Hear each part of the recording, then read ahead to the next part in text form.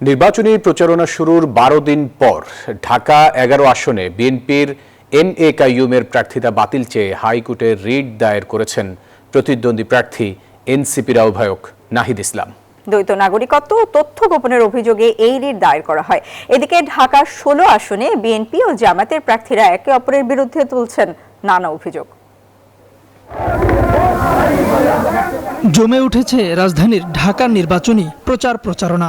Vote উৎসবের আমেজের মধ্যে আছে একে অপরের প্রতি অভিযোগ, পাল্টা অভিযোগ।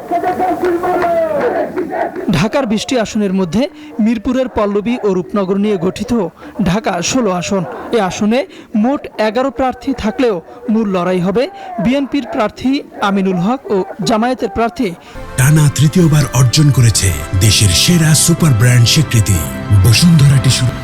অবসরপ্রাপ্ত কর্নেল আব্দুল বাতেনের মধ্যে তারা ক্ষমতার মোহে পড়ে, ক্ষমতার লোভে তারা যেভাবে মানুষের ঘরে ঘরে গিয়ে বিকাশের নাম্বার নিচ্ছে, টাকা দিয়ে রাতের অন্ধকারে গিয়ে ঘরে ঘরে টাকা দেওয়ার চেষ্টা করছে, এই বিষয়গুলো আমাদের নেতাকর্মীদের অনেকের কাছেই আমাদের চোখে পড়েছে। প্রতিপক্ষ যে কাজটা করবে 2 দিন পরে সেই অভিযোগটা অপরের উপরে আগে উঠায়।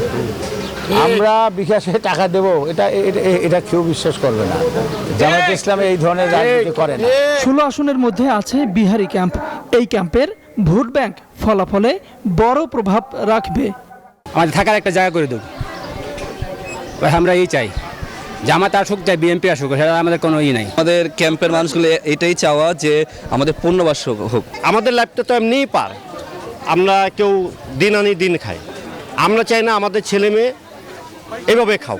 এদিকে রাজধানীর গ্যান্ডারিয়ায় জনসংযোগ করেন ঢাকা 6-এর বিএনপি প্রার্থী ইশরাক হোসেন। একই দিন রাজধানীতে প্রচারণা চালান ঢাকা 12 স্বতন্ত্র প্রার্থী সাইফুল আলম নীরব। নারীদের কর্মঘণ্টা কমিয়ে দেওয়ার কথা বলা হয়েছে, এটা একটা সুদূর প্রসারী চক্রান্ত।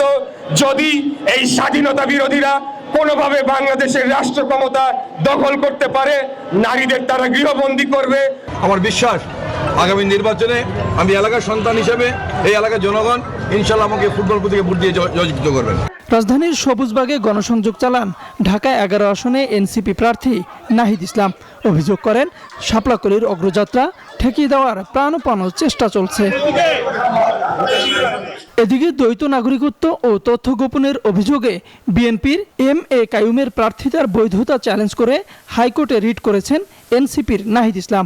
যারা দ্বৈত নাগরিক, যারা অন্য দেশের নাগরিকত্ব গ্রহণ করেছেন, আনুগত্য গ্রহণ করেছেন, তারা সংসদ সদস্য নির্বাচনের প্রতিদ্বন্দ্বিতা করার অনুপযুক্ত এই বিষয়টি এবং তিনি যে তার হলফনামায় তথ্যটি গোপন করেছেন, এই দুইটি বিষয়কে সামনে রেখে জনাব নাহিদ ইসলাম আজকে একটি রিট মামলা দায়ের করেছেন। মঙ্গলবার এ বিষয়ে শুনানি হওয়ার কথা রয়েছে। যুক্ত বেঞ্চে শুনানির জন্য তাওহিদুল ইসলাম, নিউজ 24, ঢাকা।